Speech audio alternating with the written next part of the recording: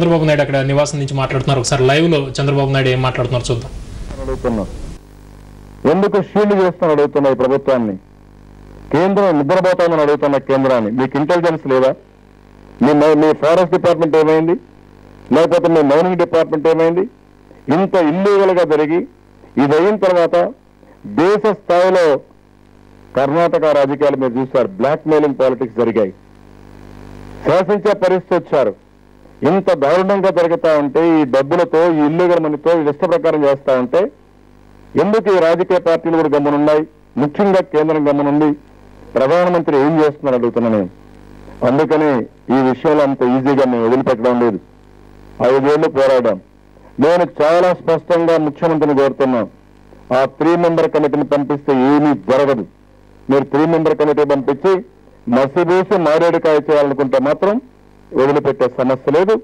ఇది లాజికల్ గా ఎవరైతే దోషం ఉన్నారో వాళ్ళందరినీ పనిష్ చేసే వరకు, ఏదైతే ప్రభుత్వ సంపద ఉందో, భావి తరాల సంపద ఉందో, ఈ సంపదను కాపాడుకునే వరకు తెలుగుదేశం పార్టీ పోరాడతాం, న్యాయం చేపిస్తాం. దానికోసమే లైక్ మైండెడ్ రాజకీయ పార్టీలు ఈ సమస్య పైన ఏ రాజకీయ పార్టీ మాతో కలిసి వస్తే, ఏ వ్యక్తులు మాతో కలిసి వస్తే వాళ్ళ సహకారం కూడా తీసుకుని రాజీలను పోరాటం చేస్తాం.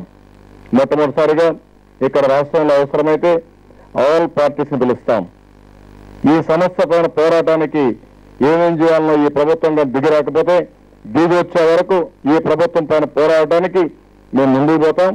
ఆల్ పార్టీస్ ని పిలిపించి వాళ్ళ యొక్క సహకారాన్ని కూడా తీసుకుంటాం. రెండోది, ఢిల్లీలో కూడా అన్ని రాజకీయ పార్టీలు, ఈ దేశంలో ఉండే రాజకీయ పార్టీలు అందరికి లెటర్స్ రాస్తాం, అందరినీ కలుస్తాం, అందరి సహకారం తీసుకుంటాం. ఆ విధంగా అందరి సహకారం తీసుకుని అటు పార్లమెంట్ లో ఈ దేశంలో ప్రజాస్వామ్యాన్ని పూర్తిగా మాఫియా గ్యాంగ్స్ చేతుల్లో పోకుండా కాపాడుకోవడానికి ఏమేం చేయాలో అవి కూడా చేస్తాం. అదే మరిగా ఇంకో పక్క ప్రధానమంత్రికి, ఫారెస్ట్ మినిస్టర్కి, సెంట్రల్ విజిలెన్స్ కమిషన్కి, ఇంకో పక్క మైనింగ్ మినిస్టర్కి, అదే మరిగా సెంట్రల్ సుప్రీంకోర్టు ఆధ్వర్యంలో ఉండే సెంట్రల్ ఎన్ఫోర్స్మెంట్ కమిటీకి, వీళ్ళకందరూ కూడా మెమరాండమ్స్ పంపిస్తాం. దానికి కూడా ఒక ప్రోగ్రామ్ చెక్అవుట్ చేస్తున్నాం.